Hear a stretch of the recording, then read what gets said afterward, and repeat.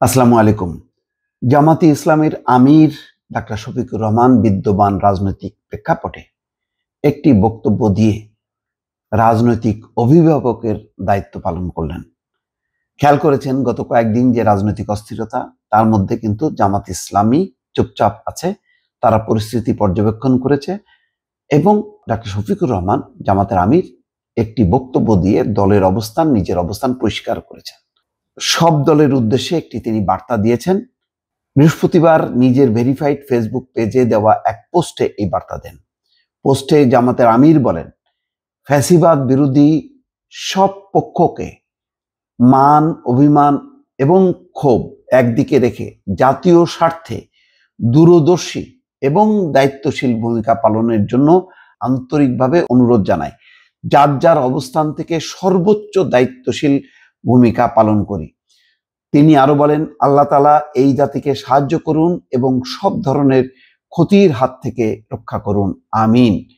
গুরুত্বপূর্ণ বক্তব্যটা দেখেন যে ফ্যাসিবাদ বিরোধী সব পক্ষকে মান, অভিমান এবং ক্ষোভ একদিকে রেখে জাতীয় স্বার্থে দূরদর্শী এবং দায়িত্বশীল ভূমিকা পালনের জন্য আন্তরিকভাবে অভিনন্দন জানাই। তো কেন এইরকম তিনি এই বক্তব্যটা দিলেন? এই বক্তব্য দেওয়ার এর কারণ আছে।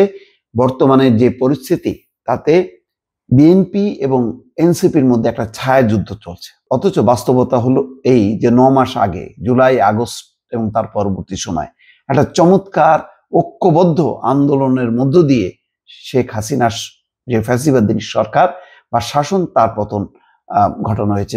যেখানে নেতৃত্ব দিয়েছেন, সামনের সারিতে ছিলেন এনসিপির ছাত্র নেতারা, আর পেছনে ছিল বিএনপি সহ জামাতের লক্ষ লক্ষ নেতা কর্মী। কিন্তু দুর্ভাগ্যজনকভাবে রাজনৈতিক দল গঠন করা, তারপরে ছাত্র সমন্বয়কদেরকে সরকারে অন্তর্ভুক্ত করা এবং বিভিন্ন ক্ষেত্রে সরকারের নানান পর্যায়ে দায়িত্ব দেয়া এবং তারপর তারা একটা পজিশন নেওয়ার পর থেকে আস্তে আস্তে কিন্তু দূরত্ব বাড়তে থাকলো। তারপর যেখানে বিএনপি যে দাবি করছে তার বিপরীত। বিএনপি চায় যে জাতীয় সংসদ নির্বাচন, তারা বলছে স্থানীয় সরকার নির্বাচন। বিএনপির আদালতের মাধ্যমে বিএনপির প্রার্থী, মেয়র প্রার্থী ইশরাক হোসেন, মেয়র হিসেবে তার বৈধতা আদালত কর্তৃক নির্ধারিত হয়েছে। নির্বাচন কমিশন গেজেট প্রকাশ করেছে, তার বিরোধিতা করছে। এবং শুধু বিরোধিতা না, তার বিপরীতে রাস্তায় নেমে তারা নির্বাচন কমিশন ঘেরাও করেছে, নির্বাচন কমিশনকে প্রশ্নবিদ্ধ করছে, বলছে যে নির্বাচন কমিশন বিএনপির দলীয় কার্যালয়ে পরিণত হয়েছে। এছাড়াও তারা বিশেষ করে আওয়ামী লীগ নিষিদ্ধের ইস্যুতে তখন বিএনপিকে উদ্দেশ্য করে নানা রকম কটু কথা বলেছে। বিএনপির তখন অবস্থান ছিল যে তারা আওয়ামী লীগের নিষিদ্ধ চায় না, তেমনটা না, কিন্তু কোনো অধ্যাদেশ জারি করে যেমনটা জামাতকে নিষিদ্ধ করা হয়েছিল সেই দাবির পক্ষে ছিল না।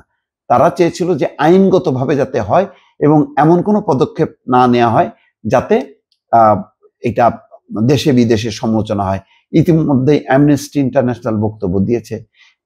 ইউরোপের দেশগুলোর অবস্থান এখনো পরিষ্কার না, কিন্তু যদি শেষ পর্যন্ত নির্বাচনে নিষিদ্ধ করা হয় এবং নির্বাচনে অংশ না নিতে পারে আওয়ামী লীগ, তখন হয়তো একটা ভিন্ন পরিস্থিতি হবে এবং তারা বক্তব্য বিবৃতি দেবে। ফলে আগামী নির্বাচনটা যে সবার অংশগ্রহণে এবং দেশে বিদেশে যে এটা সমর্থনযোগ্য একটা নির্বাচন, সেই অবস্থাটা দাঁড়াবে না। ফলে এই সমস্ত গুরুত্বপূর্ণ ইস্যুতে, তারপরে রাষ্ট্রপতি শাহাবুদ্দিন চুপ্পুর পদত্যাগ, এই ইস্যুতে বিভক্তি, নানানভাবে মানে ছাত্র নেতারা এবং এনসিপি এবং তারা ফেসবুকে অব্যাহতভাবে যে সমস্ত কথাবার্তা বলছে এবং এখনো সরকারে থেকে যেভাবে প্রকাশ্যে তারা এনসিপিকে সমর্থন করছে, বিএনপিকে বিরোধিতা করছে, এসবের মধ্য দিয়ে যে একটা ফাটল ধরে গেল, এই ব্যাপারে অভিভাবক হিসেবে ডক্টর মোহাম্মদ ইউনূস বা সরকারের কেউ কোনো মীমাংসার দায়িত্ব নিলেন না। সেই কাজটি কিন্তু এখন ডাক্তার শফিকুর রহমান জামাতের আমির এই সাম্প্রতিক যেই রাজপথে বিএনপির অব্যাহতভাবে অবস্থান, অন্যদিকে ক্ষুদ্র আকারে হলেও এনসিপির অবস্থান, এর মাঝে কিন্তু জামাত ইসলাম কোনো বক্তব্য দেয়নি। এমনকি সেনা প্রধান যে বক্তব্য দিয়েছেন সেই ব্যাপারে কোনো প্রতিক্রিয়া না জানিয়ে শুধুমাত্র একটি কথাই বলছেন যে ফ্যাসিবাদ বিরোধী শক্তির মধ্যে যাতে অনৈক্য না হয়, সবাইকে দেশের স্বার্থে ঐক্যবদ্ধ থাকার আহ্বান জানিয়েছেন। এই ধরনের বক্তব্য সাধারণত যারা রাজনীতির শুভ কামনা চায়, মানে এই ক্ষেত্রে সাধারণত যারা সংকটে ঐক্য চায়, দেশের ভালো চায়, তারাই বক্তব্য দেন। ডাক্তার শফিকুর রহমান কিন্তু সেই ধরনের একটি বক্তব্য রাখলেন তার ফেসবুক স্ট্যাটাসে। দর্শক ভালো থাকবেন, আল্লাহ হাফেজ।